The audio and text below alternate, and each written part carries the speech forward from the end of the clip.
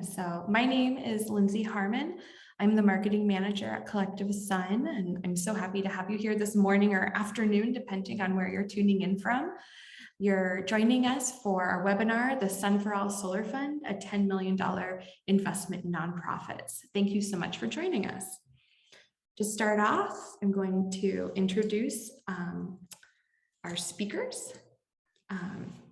We will have Lee BARKEN, who's the Chief Community Officer here at CollectiveSun, Kathleen Mead, who's the Philanthropic Advisor for BQuest Foundation, and of course, Michelle Lambert, who's the Chief Financial Officer for Vista Community Clinic.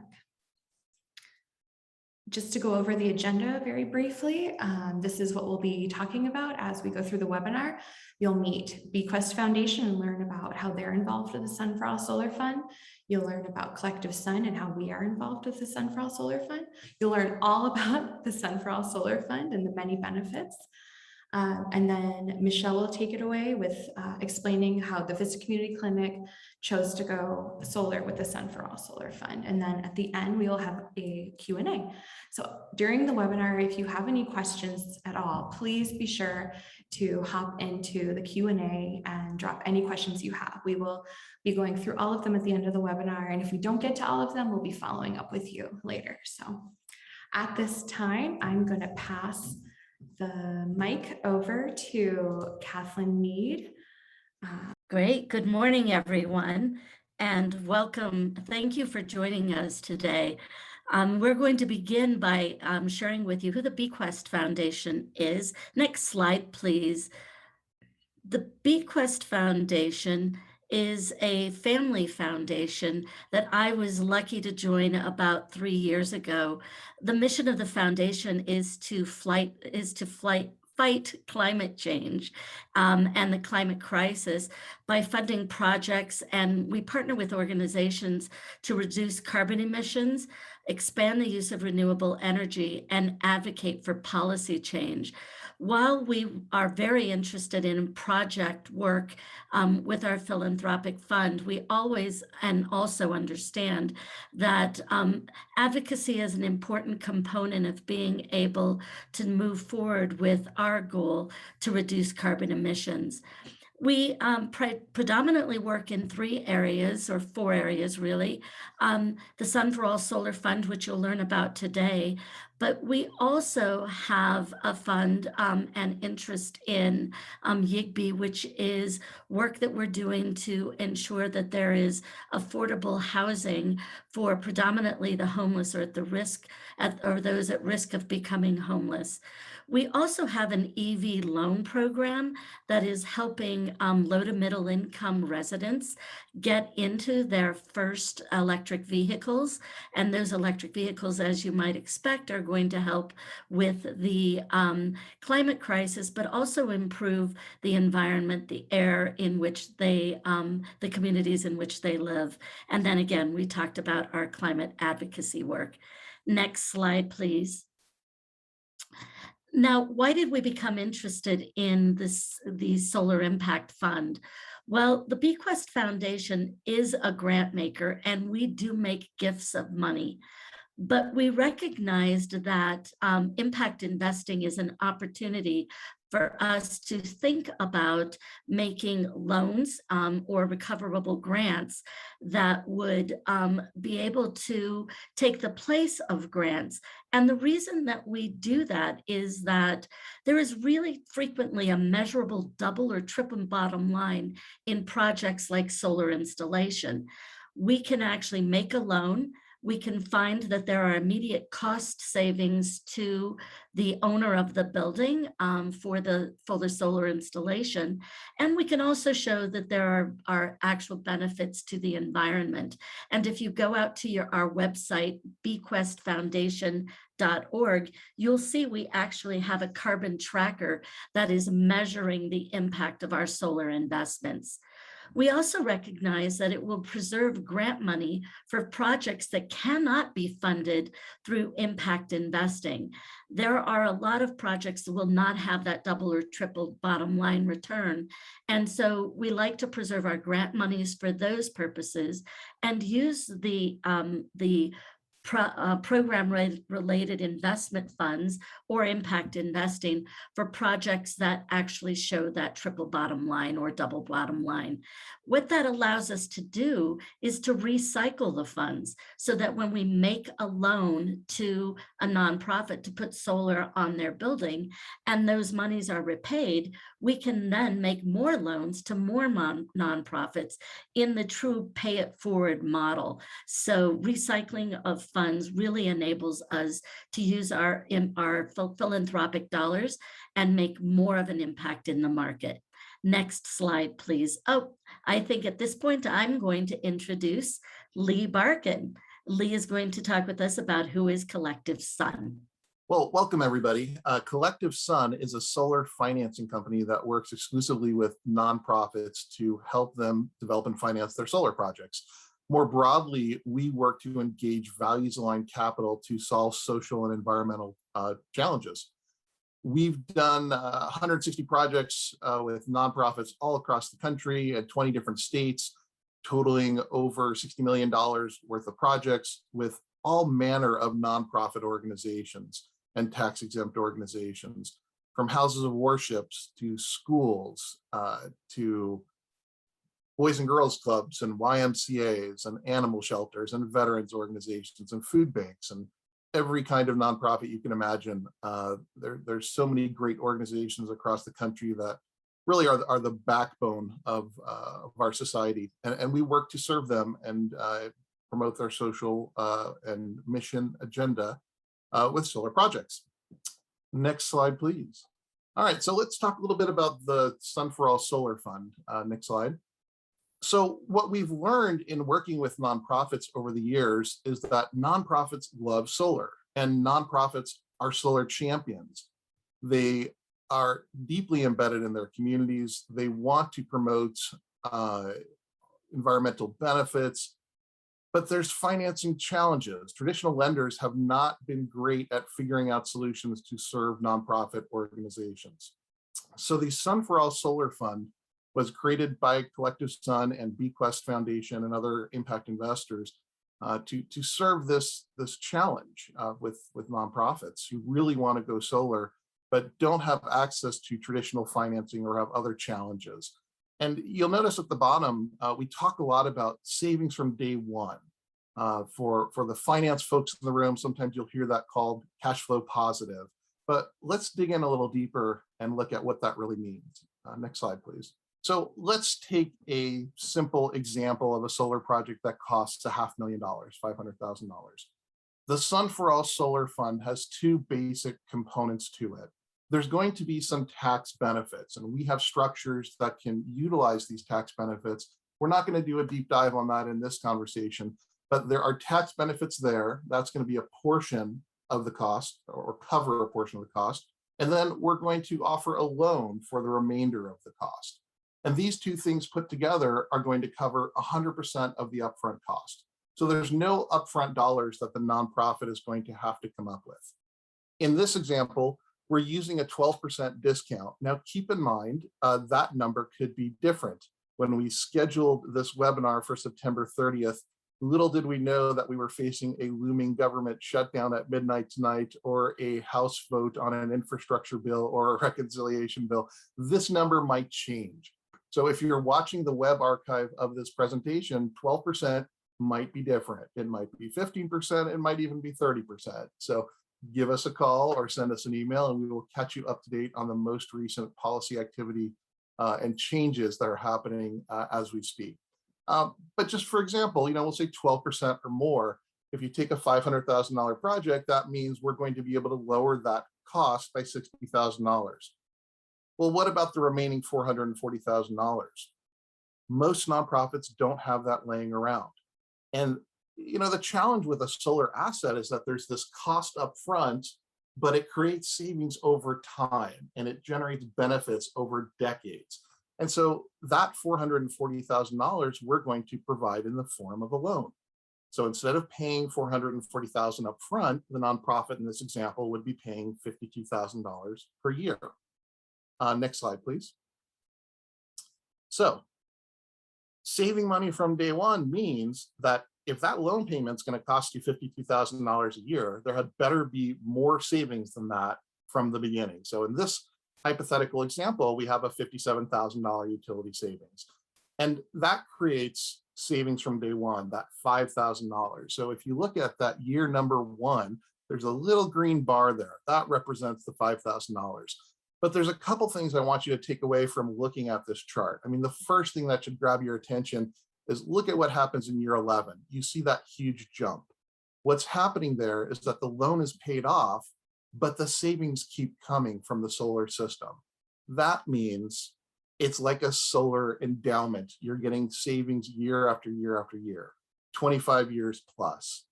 And then the other thing you might notice is that there's little incremental changes. So even in those first 10 years, that loan payment stays the same. That $52,000 is locked in. So you're paying the same amount. But everybody else who doesn't have solar, their utility bills are slowly going up every year, little bits at a time. And those add up a lot year after year. When you look at this graph, it may be savings from day one, that's great. But look at that 25-year period. If you add up all that green, that's a lot of green. The lifetime savings are very, very significant. Next slide, please. All right, so the SunForAll Solar Fund is basically, these three components. First, we're going to do a technical review and project feasibility study. And there's going to be another slide on that later, so I'll do a deeper dive on what exactly that means. But we're going to help you through this process. Number two is we're going to help you figure out the tax benefit and monetize as much of that tax benefit as possible and pass it through. And then the last thing is we're going to offer a 10-year loan at 3.5%. Now, I'm very excited to announce in this webinar that we have fully funded the $10 million, the next $10 million of the SunForAll Solar Fund, and that application is now open. So we are funding projects today. Next slide, please. Great. So the fine print. So I love getting into the details of the fine print because the more you look at this, the better it gets. The interest and payment holiday means that when the project kicks off, the nonprofit pays nothing until the solar system is up and running and generating savings.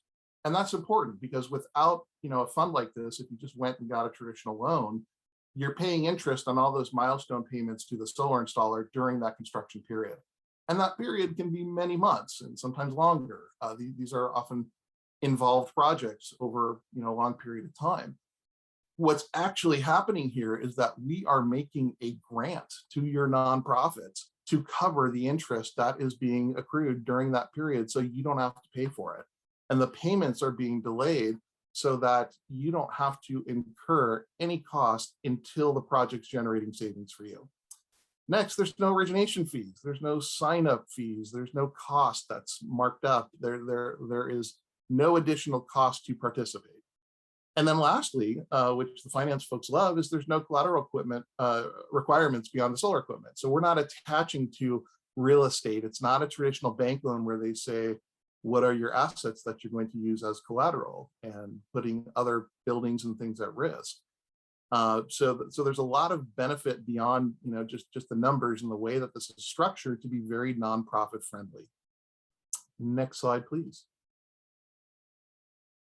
All right, let's talk about the technical review and project feasibility study. So when we get started, we have to understand, what is the scope of this project? And we realize nonprofits are busy.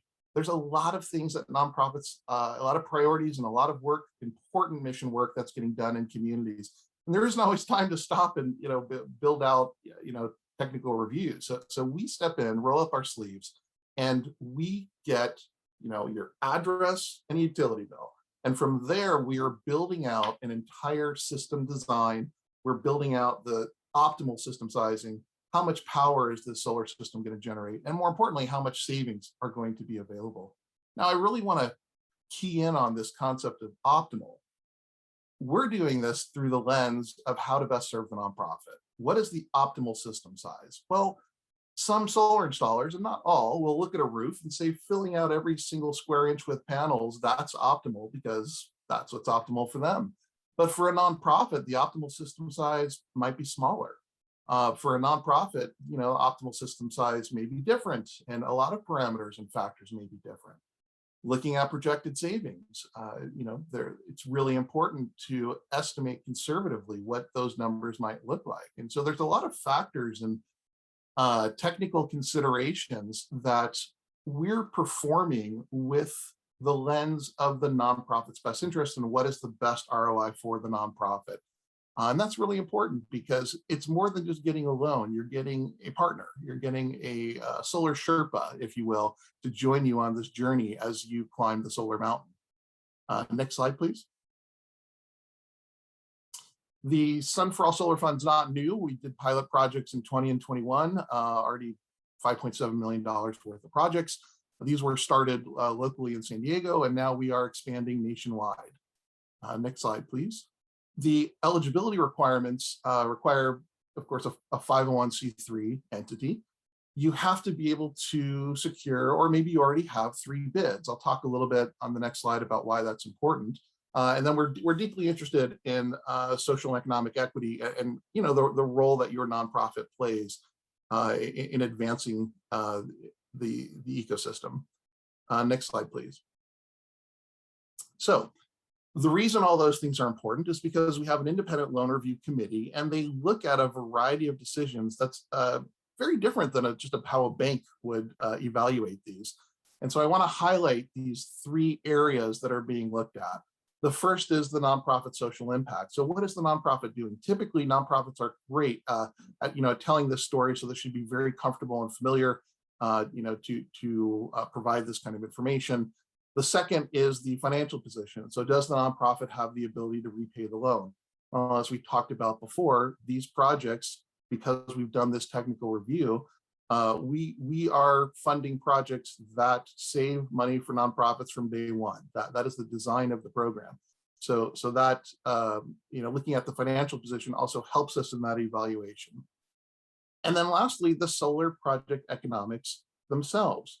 Not all solar projects are created equally. And so the reason we want to see a robust competitive bidding process, and it's helpful, is that if you can, secure aggressive competitive bids, that's going to make the economics better. And don't worry, if you don't have 3 bids or you don't know any solar installers, we can help you through that process, and we will help support getting those 3 bids. And it's important to note we don't have a horse in that race. So we can be very helpful in supporting that journey. But ultimately, there's parts you can control of the solar project economics. We realize there's parts you can't, like what direction your building is facing and the orientation of the panels. But we're going to understand and develop some preliminary assessment to help you understand how to make these decisions and hold your hand through this process. But the independent loan review committee is looking at these 3 different components: the social impact, the financial position of the nonprofit, and then the solar project economics themselves, how attractive those are. Next slide, please.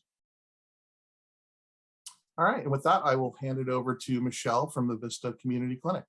Hello, everybody. I'm so glad that we're able to share this amazing program with you guys this morning.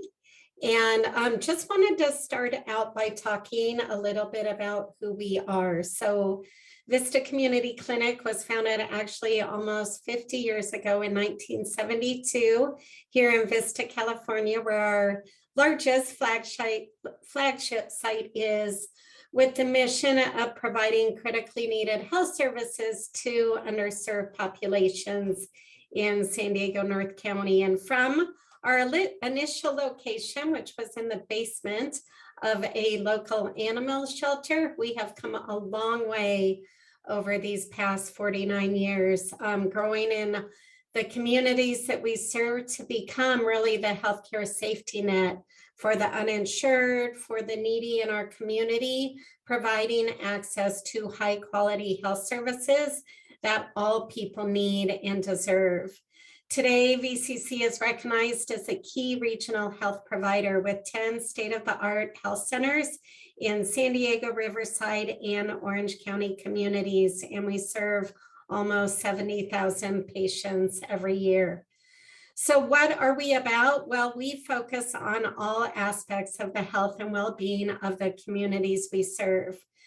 Patients of all ages and life stages, they are encouraged to access our care, which includes traditional healthcare services such as adult and pediatric medicine, dental care, behavioral health services, and then certain specialty services, but really goes beyond services outside the delivery of healthcare. We have a number of health education programs for our patients and our communities. We offer insurance enrollment and social support. We have several youth programs, and we even have a medical assistance training program. And then obviously our positive impact for the community has been even more evident over the last 18 months with the coronavirus pandemic. We've been involved in COVID prevention and treatment in many aspects, including not only the traditional services you would expect, testing, immunizations, and the pneumococcal treatments, but we've also been assisting the people in our communities enter the non-healthcare related impacts of the pandemic within partnerships with both government and private entities. So that partnership aspect really moves us into what, how did we become actually SunForAll's first, I believe, nonprofit client for this wonderful program. So how did we get interested in solar and renewable energy and sustainability? Well, we're in the business of health. We've actually been interested in solar for some time from both an environmental impact perspective as well as an organizational health perspective. And recognizing the positive impact that solar could have on both of those things, we actually performed back in 2015 an analysis on our 2 largest energy using sites. At that time, we decided to move forward with solar energy at our administrative office here in Vista. That was a smaller project and one that our board of directors felt comfortable just paying for with some capital reserves. We also had a very strong desire to implement solar at our flagship clinic site here in Vista, but the cost involved and then the analysis that the energy savings would actually be somewhat limited both served to delay that project. But in 2019, we were introduced to this program from SunForAll. And what they did is they came in and designed a project that actually overcame both those barriers and resulted in a slam dunk approval by our board of directors. So with the project structure, as Lee and Kathleen have described, which include the grant or donation aspect, being able to receive some of the benefit of solar tax credit savings, which as a non-for-profit, we could not take advantage of on our own. And then the low cost simplified loan for the remaining cost of the project. We were able to move into being able to unlock this project we put on hold, and we experienced cost savings from the get-go. And really, I have to say that it was probably one of the easiest capital spending decisions we've ever made, and one that we look forward to hopefully getting to experience at some of our other locations. As a fairly large organization, we use a lot of power to ensure that our services remain available, and having the ability to do that while lessening our impact on the environment and lowering our costs was the right decision to make. Additionally, we really consider our part in the community, and with a vested interest in our youth, we want to make sure that we're doing all that we can to leave behind a world that is healthy and stable for future generations. Couple that with, as a CFO, of course, my focus is to leave behind a healthcare organization that's as financially stable as possible And this whole project actually has been a winner all around. So as for the specifics, financial specifics of our project, you can see them up there on the screen. We have an amazing estimated simplified payback period of less than 5 years. You can see there the total cost of our project. And even after our loan payments, we are experiencing, the forecast was that we would experience about $15,500 in year one net of our loan repayment. And I have to tell you that actually our savings are going to be better than that. In the month of August alone, we experienced electricity savings of over $15,000. So it's really been a great project. And you can see there this may mean a lot more to all of you who know a lot about electricity, but that seems like a lot of kilowatts that we will save over the lifespan of our project. The last thing that I would want to talk about is just the relationship that we have had with SunForAll, CollectiveSun, BQuest. Throughout my career, I've really been an advocate of working with people who are the experts and who not only have the interests of their organizations in mind, which of course is important, but come forth with a shared desire of the benefit of the organization that I'm representing. So we have really experienced the benefit of great collaborative efforts and a shared desire from everyone for the most benefit for everyone involved. And what we found is that this partnership really has been a partnership. The perfect blend of benefit for us, which includes this value add really into perpetuity, excuse me, which ultimately flows down to our patients and our communities, but as well as benefit for the environment. So our solar experience truly has helped us to free up funding for new programs and has helped us to really live out our mission. So that is my presentation. And there is a picture, if you see down there in the left-hand kind of bottom corner, you see that our project involved solar panels engineered both on the top of our parking structure, as well as the bottom mid-right solar panels in our parking lot. And this innovative design is one of the reasons that we were able to experience a greater level of energy savings than we had originally looked at 5 or 6 years ago. And SunForAll really helped us every step of the way, getting the governmental approvals that we needed to move forward with these projects. And a funny add-on, those solar panels on top of our parking structure, we actually held a big event on top of our parking structure, kind of to the right of the solar panels. It's bigger than it looks. And the solar panels actually ended up providing us this great shady area. So experienced an unexpected benefit of having our parking lot shaded. Our employees who park up there really appreciate it as well.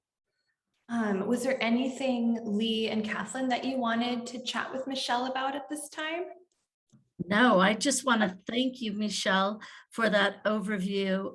This has been, as Michelle's pointed out, number one, it was our first project. It was a big project, and we learned a lot together. And as Michelle pointed out, we really see this as an opportunity to be truly partners with you and your nonprofit. Ultimately, the best benefit is when a CFO like Michelle says that our cost savings really accrue back to the clients that they serve and help support other programs. So thank you so much, Michelle. Yes, absolutely. Thank you, guys.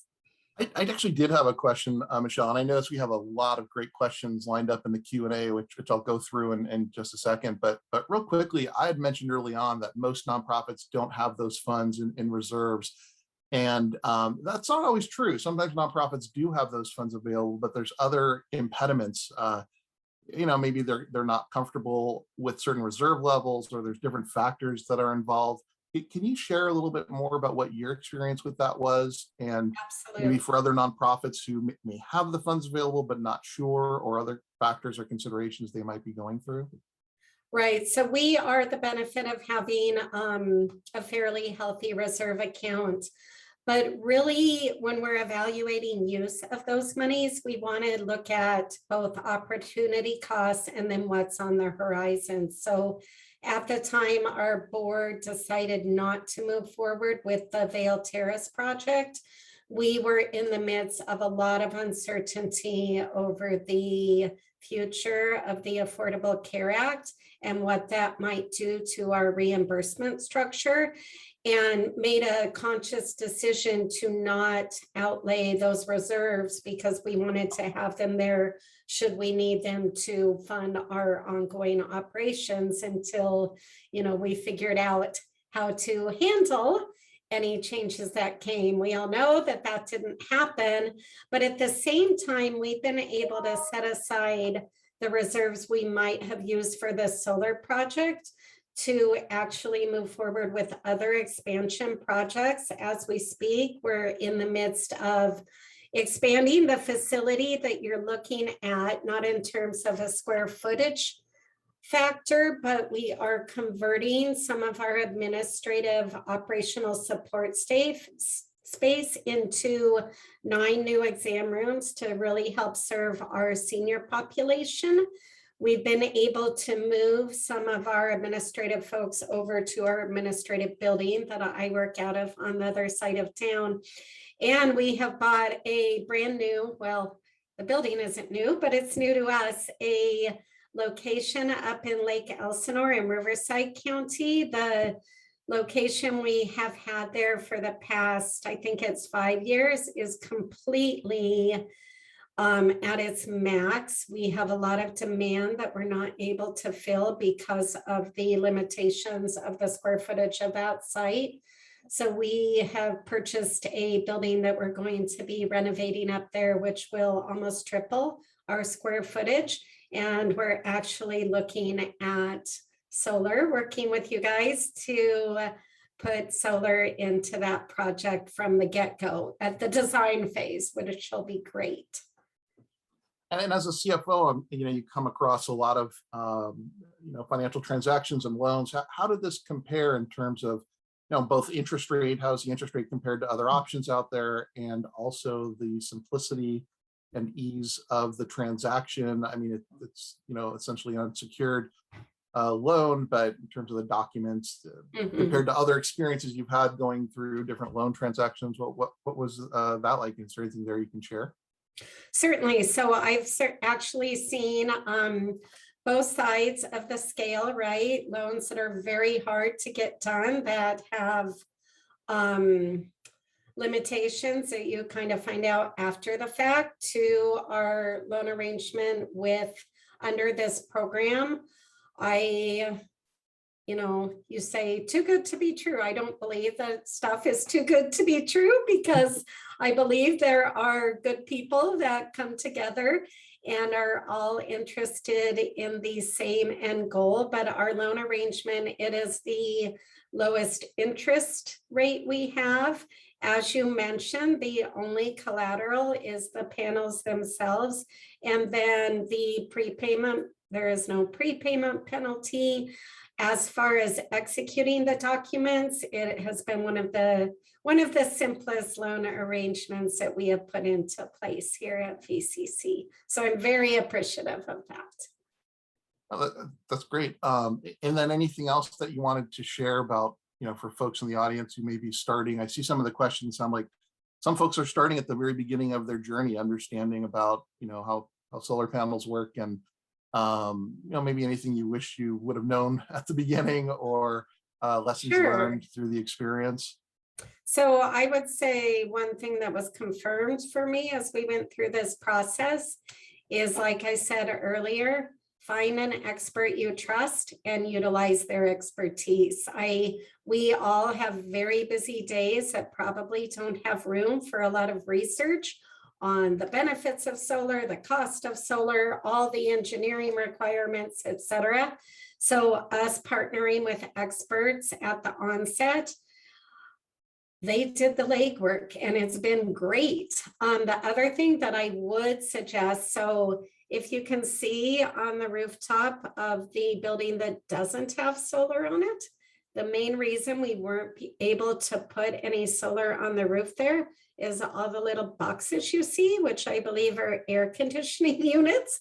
So as you design new buildings, as we design new buildings, I'm certainly going to take care to allow the room for solar on the roofs. I wish I would have known that before. The building, I don't know if you can see my mouse, but right here to the right, those, yes, those large rows of, I guess, air conditioning units, it made it impossible for us. And that's a fairly new building. We built that in 2012. It made it impossible for us to put solar on the top of that building. So that would be my lesson learned. Plan ahead. Excellent. Let's get to some of the audience questions. There's lots of great questions in here, and please continue to submit those questions and we'll go through them together. I'll kind of run through some of the quick ones here. Has CollectiveSun done projects in Michigan? Yes. Is there a minimum installation size or cost? Our minimum is 50 kW on the system size. That roughly translates to, around 125,000, 150,000, depending on where you are in the country. But there are, on a case-by-case basis, we can look at projects that are smaller. Is there recording available? Yes, of course. After the webinar, you'll be getting a copy of the recording and slides and a recap. Have we done work in Pennsylvania? Yes, we've done projects in Pennsylvania. The life of the solar equipment, will we need to budget for replacement of panels, et cetera, in future years? Great question. In a traditional solar project, you have solar panels that are warranted for 25 years. Those are static objects, but there are inverters that convert the DC electricity to AC. And those inverters will need to be replaced. We include in these projects or require that the installer include, because they don't always include it, a 20-year extended warranty on that equipment. So it's, effectively, covered for those first 20 or 25 years for all the warranties to avoid having surprises somewhere down the road. So panels don't automatically stop working at the end of year 25. We expect, they will continue for many years to go. But since those warranty periods on panels are 25 years, that's what we use in our financial modeling just to be conservative. So thank you for that question. And please reach out to us if you like some additional basic solar education. There was a question about eligibility for tax credits. So correct, today, under the current tax law, nonprofits are not able to utilize tax benefits. We are able to monetize those tax benefits with a structure called a solar power agreement. We can tell you all about that. There is pending legislation that could change that. And so if there are changes, we will certainly modify accordingly so that we can pass through even more benefits to nonprofits. Another question about minimum project sizes, which we covered.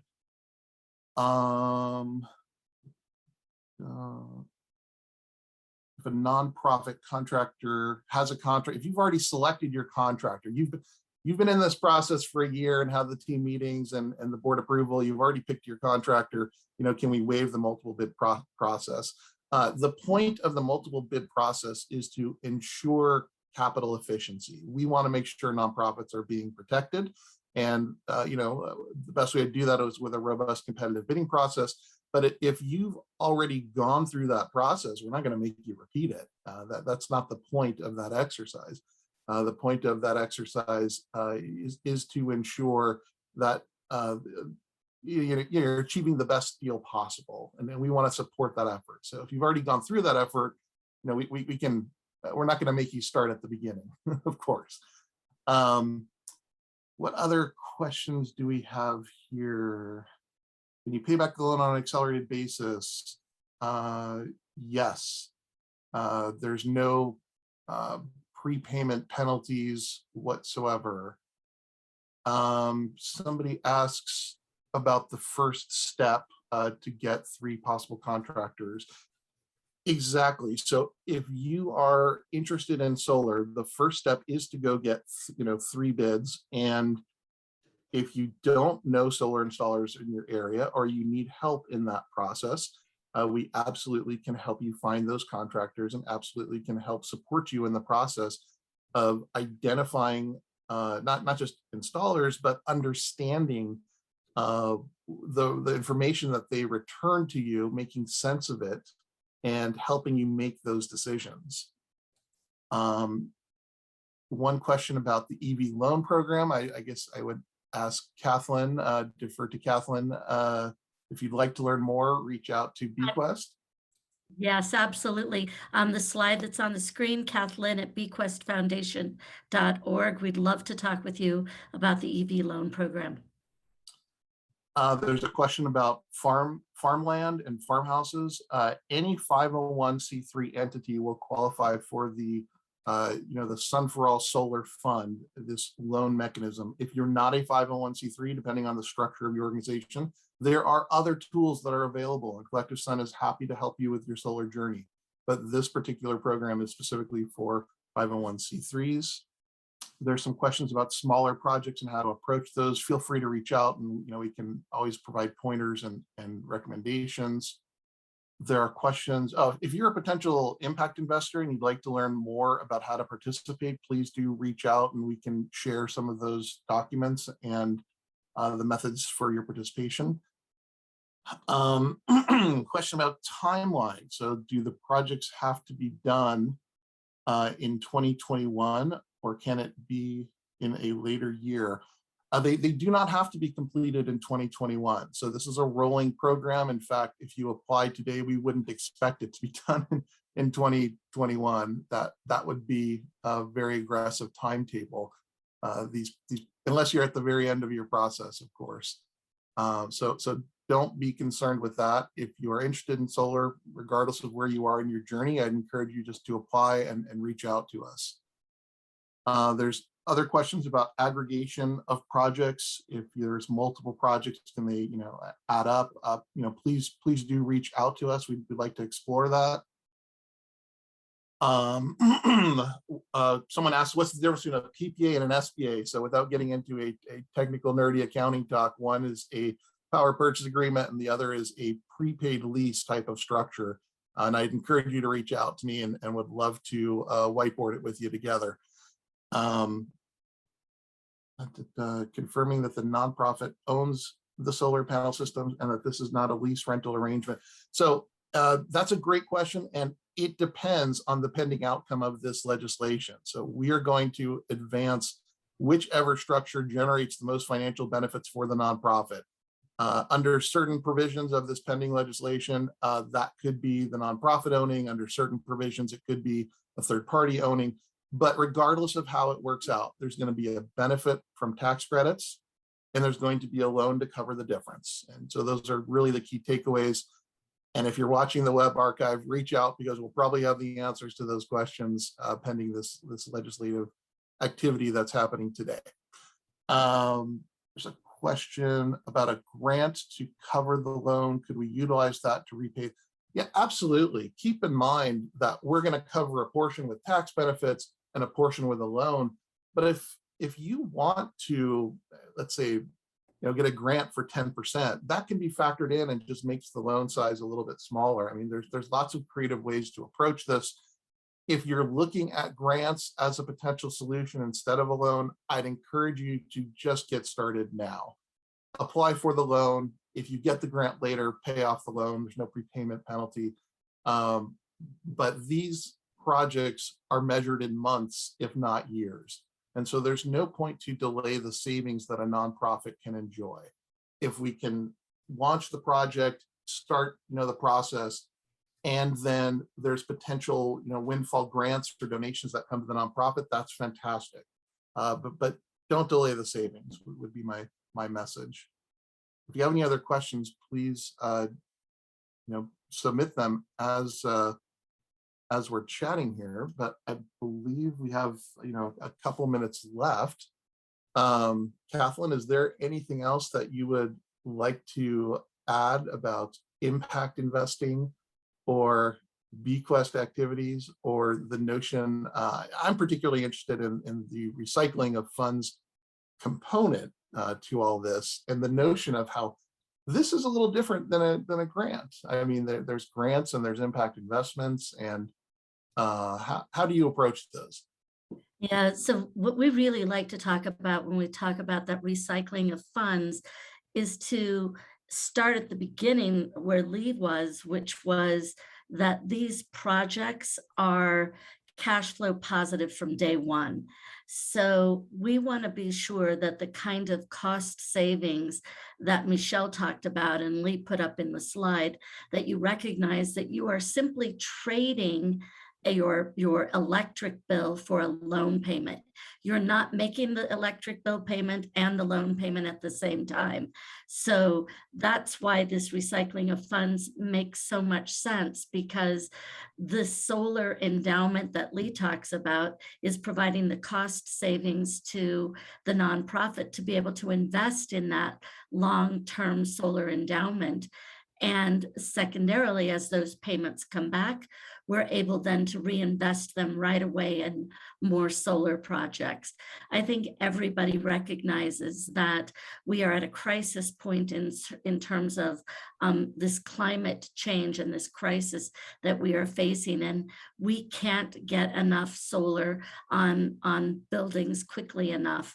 When you look at a project the size of Vista Community Clinic, that project has so much more of an impact immediately than solar on individual homes. We want both, of course, but these big projects are really going to help our environment more quickly, and being able to turn those payments and reinvest them in new projects is really our goal.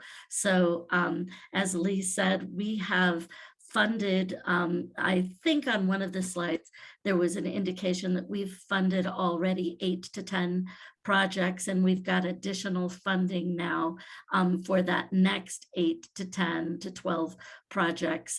So, obviously depending on the size of the project. So we want to keep recycling those funds, and that's why the impact investing model, the program-related investment loans, is the model that we use. A lot of nonprofits would love to see this come through as grants, but again, if it's trading off a loan payment for your electric payment, it probably feels a little bit like a grant, because you're getting that solar power for free after 10 years when you make that investment. Michelle, you're our finance person, and I want to make sure I'm correctly identifying that opportunity. Yes, absolutely, Kathleen. And as I mentioned, the forecast, we are actually experiencing a greater delta between what we are not paying on electricity and what we're paying on the loan today. So absolutely, you're trading one for the other in the short term, and then you have this great project that's a value and up for your organization into the future. And I'm gives sure you Michelle, an extra party space on the roof. That's right. and when we first talked with Michelle about this program, I know Michelle said to me at the time that she really loved the idea that those payments she was making to us would then just be turned around and add more projects, solar projects for others. And Michelle actually even made referrals to us to other community clinics, which were other projects that we engaged in our second and third round of funding. So as you get your project going, let us know if there are others you'd like us to talk with. And ultimately for VCC and for others, those are dollars that get recycled back into the mission and advancing the mission of the nonprofit and doing more good in the communities. And that's the power, the dual benefit of these solar projects. We're creating an environmental benefit, and we're financially strengthening these nonprofits that are so important to the social fabric of our communities. with that, I think there's one or two other quick questions, and one of them can probably be answered by the next slide.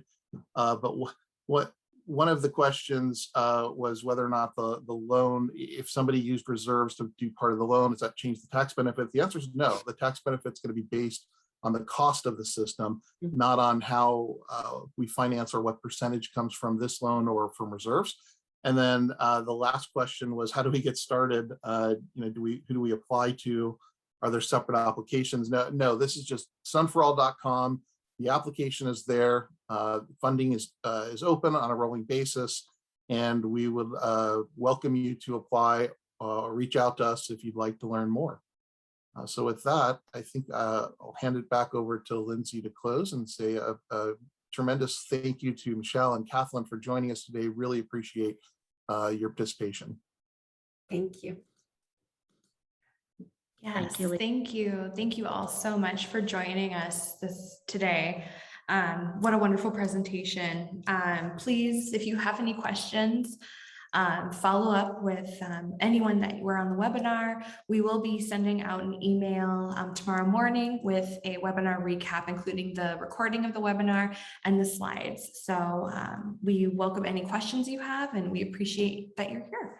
Have a great rest of your day. Thank you so much.